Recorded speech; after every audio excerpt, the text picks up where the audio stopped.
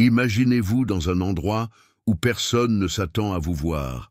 C'est exactement ce qu'a ressenti Zaria, une jeune fille de seulement 12 ans, en montant en première classe d'un avion. Vêtue d'une veste usée et de chaussures trop petites, elle détonnait dans cet espace luxueux. Son voisin, Charles Denning, un homme riche et sévère, l'a à peine regardée au début. Mais quelque chose a changé lorsque leurs yeux se sont croisés. Il y avait une tristesse dans son regard, comme si Zaria lui rappelait quelqu'un de son passé. Une connexion silencieuse a commencé à se tisser, sans qu'aucun des deux ne sache ce qui les attendait. Si vous ne voulez pas manquer des histoires, comme celle-ci qui montrent à quel point la vie peut nous surprendre, abonnez-vous à la chaîne. Il suffit de cliquer sur le bouton ci-dessous. Et si cette introduction vous a déjà touché, laissez un commentaire avec le mot « espoir ». Ah, car c'est bien de cela qu'il s'agit. Restez jusqu'à la fin, car un message spécial vous attend. Ce jour-là, dans cet avion, le destin allait jouer un tour incroyable à deux êtres que tout semblait séparer. Zaria, 12 ans à peine, serrait contre elle son sac à dos usé, comme une armure. Ses baskets bon marché, un demi-pointure trop petite, contrastaient cruellement avec le cuir brillant des sièges en première classe. Assise droite comme un nid, elle fixait son livre d'occasion dont le titre s'effaçait. Autour d'elle, des hommes d'affaires pressés pianotaient sur leur tablette dernier cri. Elle se sentait transparente, et c'était peut-être mieux ainsi. À sa gauche, Charles Denning, 68 ans, empire financier derrière Denning Global, ajusta sa montre qui valait plus que le loyer annuel de la mère de Zaria. Il avait ce regard particulier des gens très riches, comme s'il voyait à travers vous.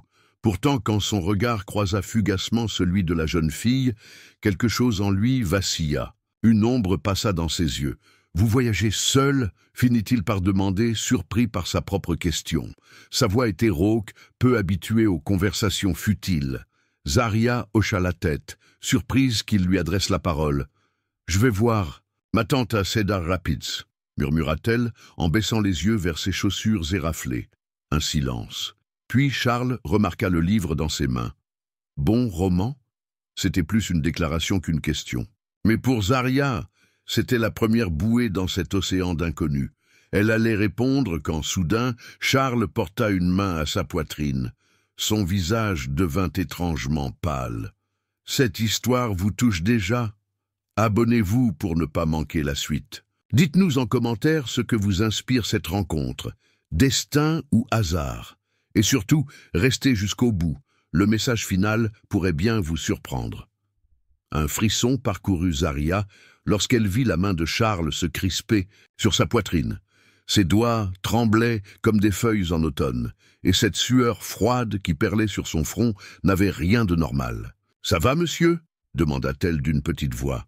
Charles essaya de répondre, mais seul un souffle rauque sortit de ses lèvres décolorées.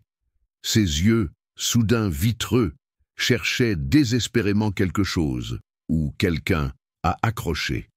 Zaria sentit son propre cœur battre, à tout rompre. Les souvenirs des conseils de sa mère, infirmière, lui revinrent en flash. « Si tu vois quelqu'un se tenir la poitrine comme ça, ma puce, c'est qu'il faut agir vite. » D'un geste vif qui la surprit elle-même, elle pressa le bouton d'appel au-dessus, puis, sans réfléchir, elle attrapa la main glacée de Charles. « Tenez bon, monsieur, l'aide arrive. » Autour d'eux, les passagers commençaient à murmurer. Sonia, l'hôtesse au chignon strict, arriva en quelques enjambées. En un regard, elle comprit la gravité de la situation. « Sœur, pouvez-vous me parler ?» demanda-t-elle, en posant une main professionnelle sur le poignet de Charles. La réponse fut un faible gémissement. Zaria vit le visage de l'hôtesse se durcir. « Je vais prévenir le commandant. Nous atterrissons en urgence. » Pendant que Sonia parlait dans son micro, Zaria défit son hoodie et le roula pour le glisser derrière la nuque de Charles. « Ma mère dit qu'il faut rester semi-assis pour mieux respirer, » expliqua-t-elle à l'hôtesse stupéfaite. Quand les premiers spasmes secouèrent le corps de Charles, Zaria sentit une étrange détermination la gagner. Cette fois, ce n'était pas juste un devoir, c'était personnel. Elle chuchota à l'oreille du milliardaire. « Restez avec nous, monsieur Denning, s'il vous plaît. » Dans la cabine, Le pilote annonçait l'atterrissage d'urgence. Zarya ferma les yeux une seconde. Jamais elle n'aurait imaginé que son premier vol solo tournerait ainsi. À ce stade de l'histoire, on se demande tous, Charles va-t-il s'en sortir? Pour connaître la suite, activez les notifications. Et dites-nous en commentaire, avez-vous déjà vécu ou assisté à une urgence comme celle-ci? Votre expérience pourrait aider d'autres personnes. L'ambulance avait emporté Charles Denning en sirène hurlante, laissant Zarya tremblante dans l'aéroport de Memphis. Mais le destin n'en avait pas encore terminé avec eux. Quelques heures plus tard, une femme en tailleur strict vint la chercher. « Mr. Denning demande à vous voir », annonça Angela, l'assistante personnelle de Charles, en conduisant Zarya vers un hôpital ultramoderne. La chambre sentait l'antiseptique et le luxe. Charles, pâle mais conscient, était entouré de machines clignotantes. En voyant Zarya, ses yeux s'humidifièrent. « Approche, ma petite, dit-il d'une voix rauque. Tu m'as sauvé la vie aujourd'hui, plus qu'une vie en vérité. » Zarya se figea quand Charles lui prit la main. Ses doigts étaient froids, mais son regard brûlait d'une intensité nouvelle. « J'ai une fille », commença-t-il, avant de s'interrompre, la gorge serrée. « Elle a à peu près ton âge quand nous nous sommes éloignés. » Une larme coula sur sa joue parcheminée.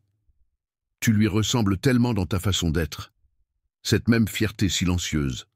Zarya sentit son cœur se serrer. Elle voulut parler, mais les mots restèrent coincés dans sa gorge. Charles tendit vers elle un papier froissé. « Prends ceci, c'est pour elle, si jamais je... » Sa voix se brisa. « Dis-lui simplement que son père regrette, qu'il est fier d'elle. » Dans le couloir, une machine émit un bip régulier. Zarya regarda le billet sans oser l'ouvrir, comprenant confusément qu'on venait de lui confier un trésor fragile. « Je ferai de mon mieux, » promit-elle enfin, serrant le papier contre son cœur. Angela entra alors avec une enveloppe épaisse. « Monsieur Denning a une autre surprise pour toi, » dit-elle en souriant à travers ses larmes. « Cette scène vous émeut-elle? Autant que nous. Abonnez-vous pour ne rien manquer de cette histoire bouleversante. Et dites-nous en commentaire, qu'auriez-vous fait à la place de Zarya? Le mot « famille » résonne-t-il pour vous comme pour ces personnages? Le lendemain matin, dans leur modeste appartement de Bâton Rouge, Zarya et sa mère Tamika déballaient lentement l'enveloppe reçue à l'hôpital. Les mains de Tamika tremblaient en sortant les documents officiels. « Bourse d'études complète, université de ton choix », lut Tamika d'une voix étranglée par l'émotion. Elle fixa sa fille avec des yeux brillants. « Ma chérie, c'est une chance inespérée. » Zarya toucha du doigt le papier à en-tête de Denning Global. « Il a dit que c'était pour me remercier, maman. Mais je n'ai fait que ce que n'importe qui aurait fait. » Tamika secoua la tête, une mèche de cheveux grisonnants tombant sur son front. « Non, ma puce, tu as vu là où d'autres détournèrent le regard. Tu as agi quand d'autres auraient hésité. » Elle pointa un doigt sur le document. « Et maintenant, ce monsieur te donne les ailes que je ne pouvais pas t'offrir. » Zarya regarda par la fenêtre, pensant à la fille de Charles qui, quelque part, ignorait tout de cette histoire. La lettre qu'elle avait écrite la veille reposait sur la table prête à être postée. « Je vais travailler encore plus dur à l'école, maman, pour mériter ça. » Sa voix était déterminée, mais une question la tourmentait. « Tu crois que sa propre fille sait à quel point il regrette ?» Tamika enlaça sa fille. « Certaines portes mettent du temps à s'ouvrir, ma chérie. Mais toi, tu as déjà commencé à faire bouger les choses. » Ce soir-là, avant de s'endormir, Zarya relut la lettre qu'elle avait écrite à la fille inconnue de Charles. Elle y avait ajouté un post-scriptum « Votre père m'a donné un avenir. J'espère qu'un jour, il pourra vous le donner à vous aussi. » Parfois, un simple geste crée des ondes qui changent tout. Cette histoire vous inspire-t-elle? Dites-nous en commentaire quel acte de bonté a marqué votre vie. Et n'oubliez pas de vous abonner. Demain, nous découvrirons comment cette rencontre improbable continue de transformer des vies. Les semaines qui suivirent apportèrent des changements subtils mais profonds dans la vie de Zarya. À l'école, là où elle se faisait autrefois toute petite, Elle commença à lever la main plus souvent. Ses yeux, autrefois baissés vers le sol, cherchaient maintenant ceux des élèves solitaires dans la cantine. Un jeudi après-midi particulièrement pluvieux, elle s'assit à côté de Léa, une nouvelle élève qui mangeait toujours seule. « Tu veux partager mon dessert ?» proposa Zaria en poussant vers elle son flanc chocolaté. Le sourire timide de Léa lui rappela étrangement son propre visage dans l'avion. Pendant ce temps, à 1500 km de là, Charles Denning reprenait des forces dans sa résidence de Chicago. Assis dans son bureau face à un portrait de famille jauni, il composait un numéro avec des doigts encore mal assurés. « Angela, dit-il, d'une voix plus ferme que depuis des années, j'ai besoin que vous retrouviez ma fille. Pas pour lui imposer. Ma présence, juste pour lui faire parvenir la lettre de Zaria. » De retour à Bâton Rouge, Tamika observait sa fille étaler sur la table de la cuisine des brochures universitaires colorées. « Tu as déjà une idée de ce que tu veux étudier ?» demanda-t-elle en essuyant ses mains à son tablier d'infirmière. Zaria leva les yeux, son visage soudain illuminé. « Je pense que j'aimerais aider les gens comme maman le fait. Peut-être médecine ou travail social. » Elle tourna une page, révélant une brochure de l'université Howard. « Monsieur Denning a dit que je pouvais choisir n'importe quelle école. Alors je veux en choisir une qui fera une différence. » Ce soir-là, en rangeant les brochures, Zaria trouva une enveloppe glissée entre elles. L'écriture soignée d'Angela indiquait « Une mise à jour qui pourrait vous intéresser ». À l'intérieur, une simple note. La lettre est arrivée entre de bonnes mains. Parfois, la vie nous offre des secondes chances là où on ne les attend. Et pas. Cette histoire résonne-t-elle en vous? Partagez en commentaire un moment où un petit geste a changé votre trajectoire. N'oubliez pas de vous abonner. Le dernier chapitre réserve une surprise qui pourrait vous redonner foi en l'humanité. 1 an s'était écoulé depuis ce vol qui avait tout changé. Zaria, maintenant en dernière année de collège, rangeait fiévreusement ses affaires dans un nouveau cartable, un cadeau de sa mère pour son 13e anniversaire. Sur son bureau, entre les manuels scolaires et les fiches de révision, trônait une photo encadrée, elle et Charles Denning, pris devant l'université Howard lors de sa visite du campus le mois précédent. Le téléphone vibra. Un message d'un numéro inconnu s'afficha. « Bonjour Zaria, c'est Elise Denning, j'ai lu votre lettre. Pourriez-vous nous rejoindre pour le Thanksgiving? Papa et moi avons beaucoup à vous dire. » Zaria laissa échapper un petit cri qui fit accourir Tamika. En voyant le message, les yeux de la mère se remplirent de larmes. « Tu vois, ma puce, » murmura-t-elle en serrant sa fille contre elle, « le bien que tu as semé continue de porter ses fruits. » Quelques jours plus tard, assise dans le jardin des Denning sous les derniers rayons de l'automne, Zaria regardait Charles et Élise rire ensemble en préparant le repas. Leurs regards se croisèrent par-dessus la table, et dans ce moment silencieux, elle comprit la vraie valeur du cadeau qu'elle avait reçu.